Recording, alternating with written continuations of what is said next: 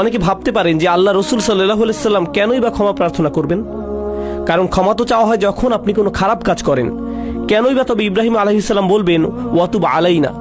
তিনি মাত্রই আল্লাহর ঘর নির্মাণ করলেন, আল্লাহ তাকে বিশ্ব মানবতার ইমাম ঘোষণা দিলেন, মূলত তাকে গ্র্যাজুয়েট করে দিলেন।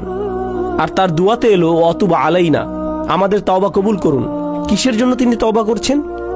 এটা কিন্তু খুবই গুরুত্বপূর্ণ প্রশ্ন।